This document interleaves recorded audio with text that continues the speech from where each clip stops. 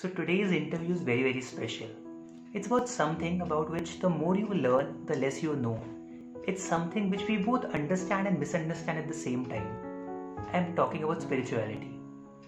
And to understand spirituality, I couldn't have found a better guest than the person I'm interviewing today. Her name is Tamanna.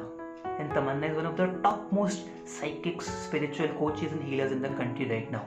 In fact, at the tender age of 9, Tamanna found her connection with the other realm. And 20 years later, that connection has only been more stronger, clearer, and miraculous for her. In fact, Tamanna's clients include some of the topmost celebrities in Bollywood, and she also conducts private workshops for them. In fact, just looking at her 37,000 strong Instagram following will tell you how well known Tamanna is. And I had an absolutely amazing chat with Tamanna. So without any further ado, let's just dive into the conversation. So Tamanna, you are a psychic, you are a spiritual healer. So when people talk about being more attuned to your spiritual self, your inner self, what does it actually mean? What does it actually mean to have a higher level of consciousness, being more attuned to yourself?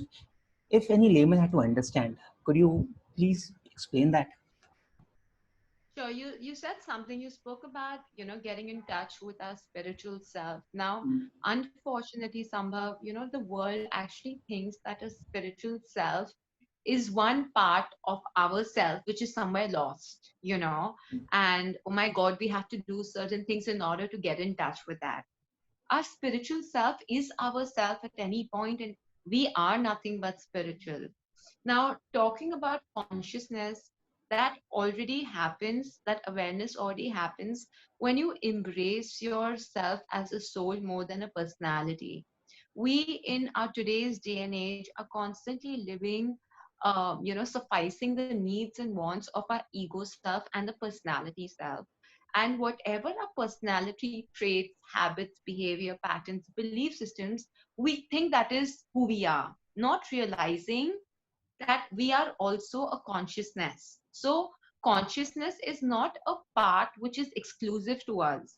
We are very conscious people.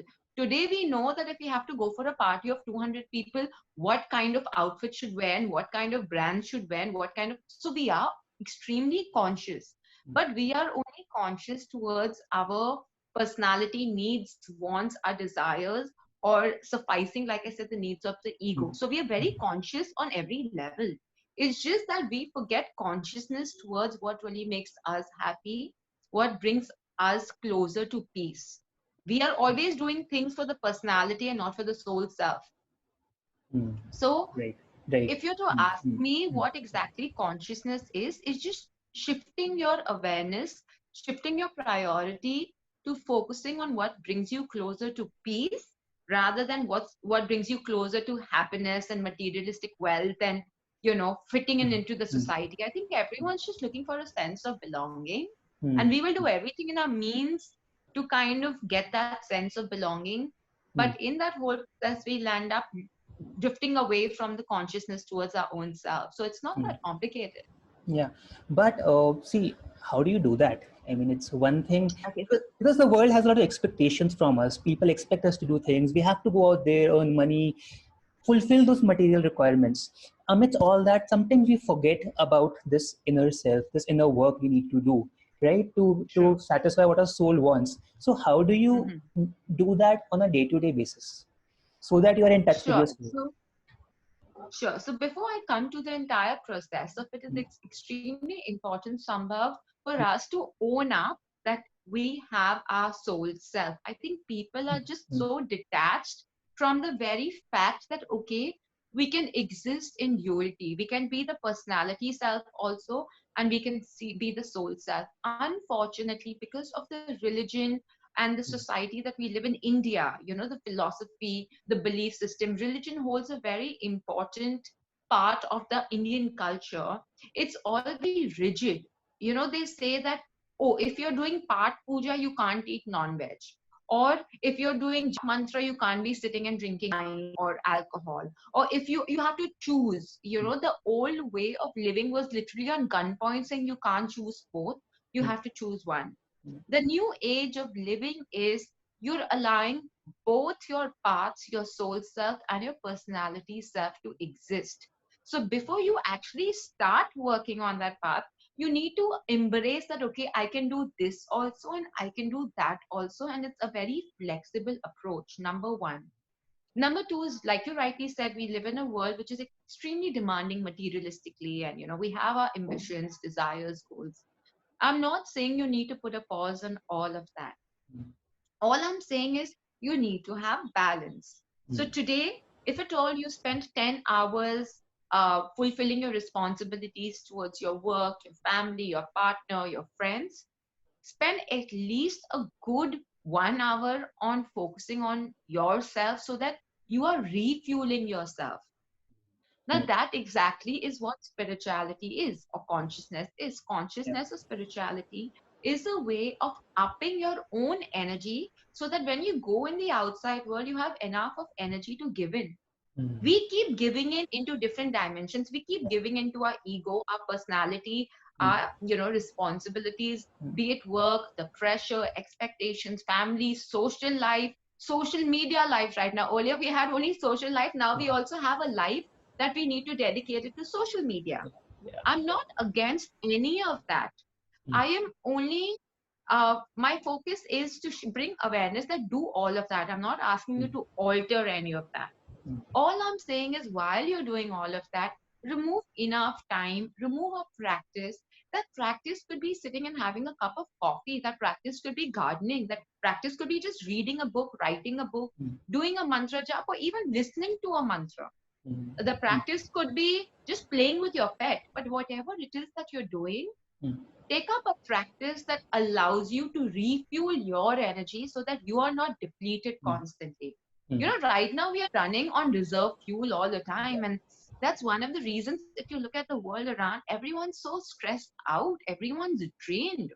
You meet 10 people and they will say, we are tired, we are exhausted, even if they're sitting at home doing nothing.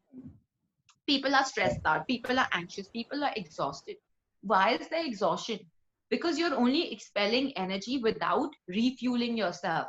So I, as a spiritualist, I will never tell a person, oh, you need to do this to fuel your energy. Mm. you Mm. know we are all like Mm. cars. Our bodies like vehicle. You pick up Mm. 10 different Mm. brands of Yeah. cars, Yeah. 10 different models.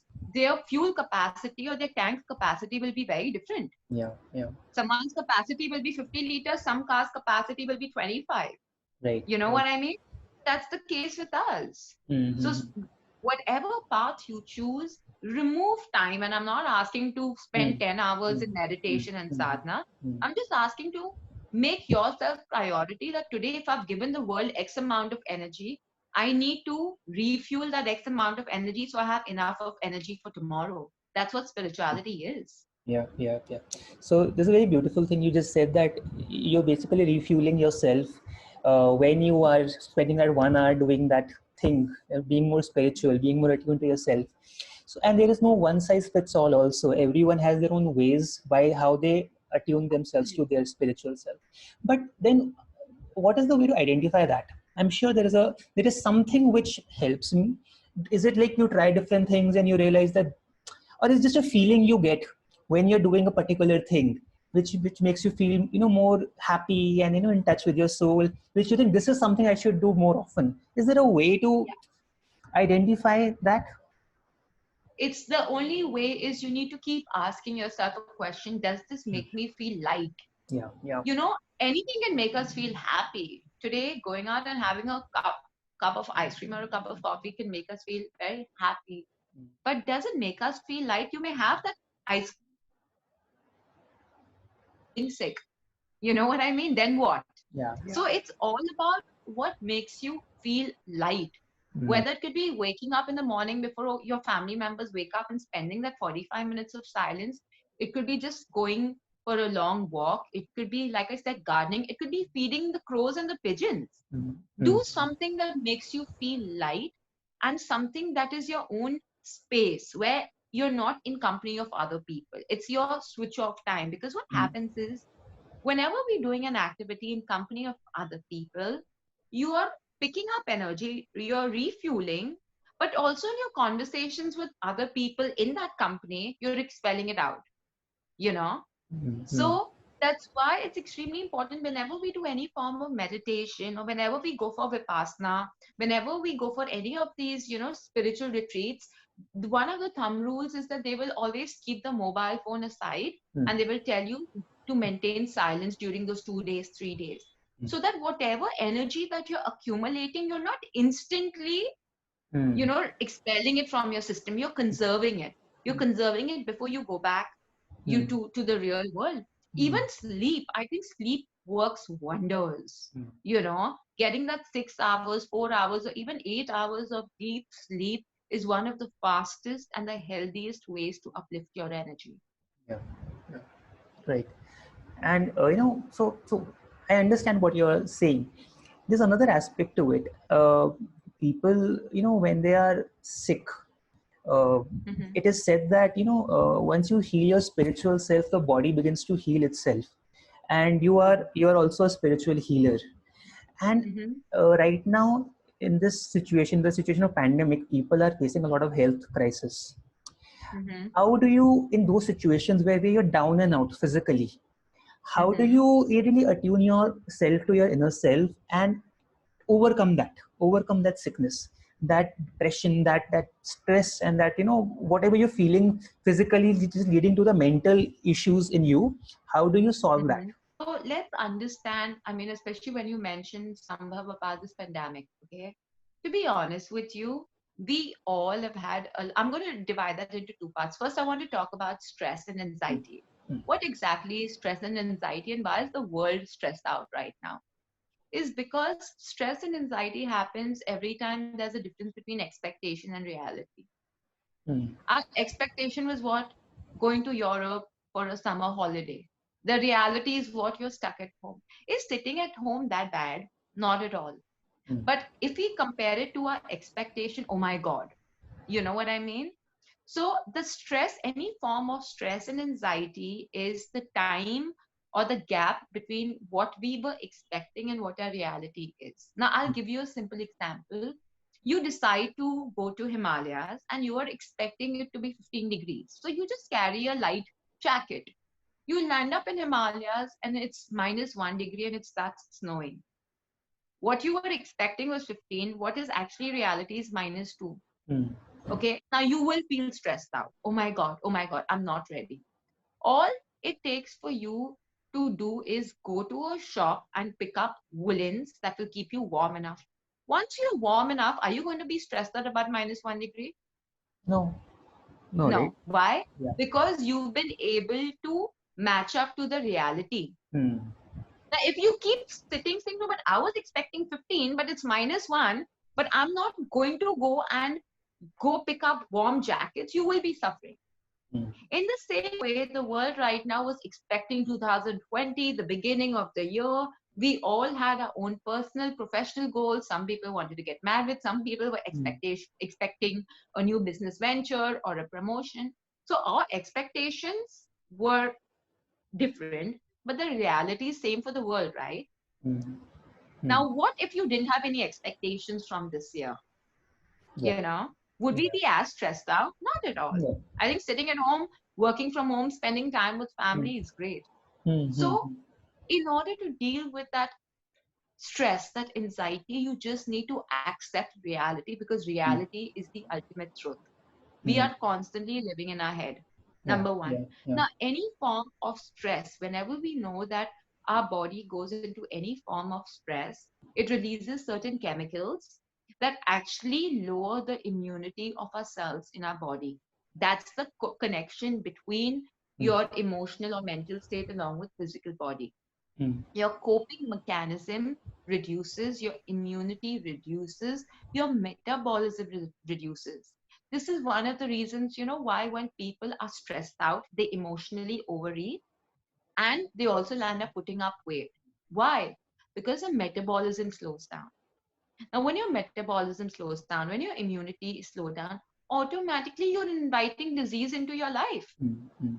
True. So that it automatically breaks down, right? Let me give you an example again. In a building, in an office unit, if there's an electrical, short circuit, Mm, and it could be a short circuit in on one level or one unit. If that is not controlled, it will spread to the entire unit. Yeah. Similarly, if there's any form of stress, either in the mental level or emotional level, it is going to move on to the physical level in form of a disease or low immunity or sickness. Yeah. And then overall, it will spread through the entire system. Mm. So it's very important to catch the fire, catch the block when it's on one level and release it. Mm. And the only way to release it is to ask or tell yourself and keep reaffirming to yourself that, you know what, life is not difficult. It's just different. It's different Mm. from what we were expecting. Mm. You know, this situation of 2020 is not difficult at all. Yeah. We all still have roofs above our head. The fact that our viewers, our audience can even watch this interview, which means they're blessed enough. Yeah. They have a Wi-Fi, they have internet connection, they have a roof above their head, they have four walls, Mm. you know. So we are far more in a better position, Mm. and it's not at all difficult. It's just different than what we were expecting. Yeah. And what you said is very beautiful because, there is a quote by Rumi which says that a wound is a place where light enters from. So, True. so you should also trust the universe. Like when we say go with the flow, let the universe guide you. Not really have set, rigid goals, expectations. These are the ABs, three things I will do in this year. You should also let your the universe, because the universe knows what you're supposed to do. I think it has already written a path for you. So do you think Absolutely.